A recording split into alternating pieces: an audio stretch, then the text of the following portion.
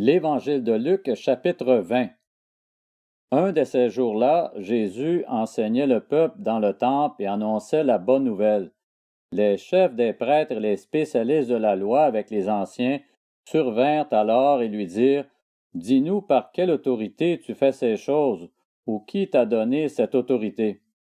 Il leur répondit: Je vous poserai moi aussi une question. Dites-moi, le baptême de Jean venait-il du ciel ou des hommes? Mais ils raisonnèrent ainsi entre eux. Si nous répondons du ciel, il dira: Pourquoi n'avez-vous pas cru en lui? Et si nous répondons des hommes, tout le peuple nous lapidera, car il est persuadé que Jean était un prophète. Alors ils répondirent qu'ils ne savaient pas d'où il venait. Jésus leur dit: Moi non plus, je ne vous dirai pas par quelle autorité je fais ces choses. Il se mit ensuite à dire cette parabole au peuple. Un homme planta une vigne, la loua à des vignerons et quitta pour longtemps le pays. Le moment venu, il envoya un serviteur vers les vignerons pour qu'il lui donne sa part de récolte de la vigne. Mais les vignerons le battirent et le renvoyèrent les mains vides. Il envoya encore un autre serviteur. Ils le battirent lui aussi, l'insultèrent et le renvoyèrent les mains vides. Il en envoya encore un troisième, mais ils le blessèrent aussi et le chassèrent. Le maître de la vigne se dit alors: Que faire? J'enverrai mon fils bien-aimé, peut-être en le voyant, auront-ils du respect pour lui. Mais quand les vignerons le virent, ils raisonnèrent entre eux et dirent: Voilà l'héritier, tuons-le afin que l'héritage soit à nous. Ils le jetèrent hors de la vigne et le tuèrent. Maintenant, que leur fera donc le maître de la vigne? Il viendra, fera mourir ses vignerons et donnera la vigne à d'autres.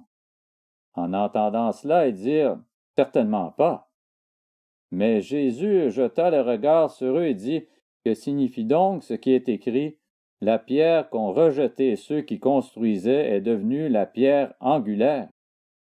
Toute personne qui tombera sur cette pierre s'y brisera, et celui sur qui elle tombera sera écrasé. Les chefs des prêtres et les spécialistes de la loi cherchèrent à l'arrêter au moment même, mais ils redoutaient les réactions du peuple.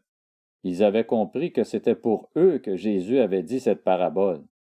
Ils se mirent à observer Jésus et ils envoyèrent des hommes qui faisaient semblant d'être des justes pour le prendre au piège de ses propres paroles afin de le livrer au pouvoir et à l'autorité du gouverneur. Ils lui posèrent cette question: Maître, nous savons que tu parles et enseignes avec droiture et que tu ne tiens pas compte de l'apparence, mais que tu enseignes le chemin de Dieu en toute vérité. Nous est-il permis ou non de payer l'impôt à l'empereur?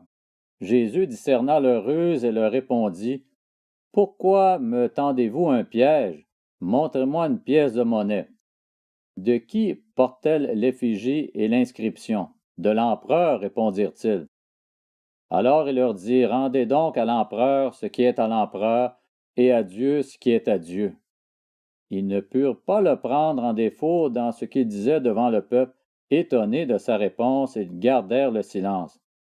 Quelques-uns des Sadducéens qui disent qu'il n'y a pas de résurrection s'approchèrent et posèrent à Jésus cette question.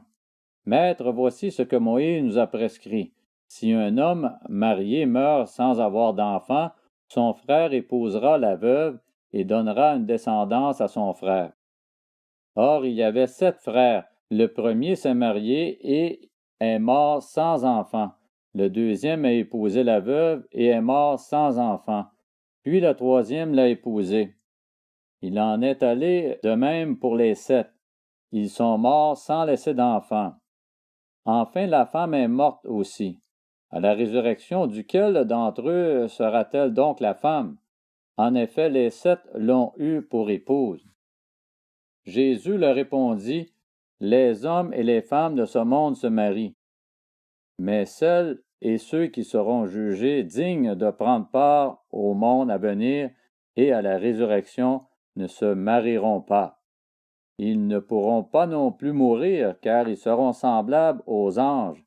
Ils seront enfants de Dieu en tant qu'enfants de la résurrection. Que les morts ressuscitent, c'est ce que Moïse a indiqué dans l'épisode du buisson quand il appelle le Seigneur le Dieu d'Abraham, le Dieu d'Isaac et le Dieu de Jacob.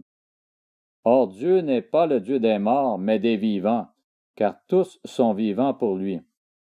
Quelques spécialistes de la loi prirent la parole et dirent « Maître, tu as bien parlé », et ils n'osaient plus lui poser aucune question. Alors Jésus leur dit « Comment peut-on dire que le Messie est le fils de David? David lui-même dit en effet dans le livre des Psaumes, « Le Seigneur a dit à mon Seigneur, assis-toi à ma droite, jusqu'à ce que j'aie fait de tes ennemis ton marchepied. » David l'appelle donc Seigneur. Comment peut-il être son fils? Tandis que tout le peuple écoutait et dit à ses disciples, « Méfiez-vous des spécialistes de la loi qui aiment se promener en longue robe et être salués sur les places publiques. Ils recherchent les sièges d'honneur dans les synagogues et les meilleures places dans les festins. Ils dépouillent les veuves de leurs biens tout en faisant pour l'apparence de longues prières. Ils seront jugés plus sévèrement. »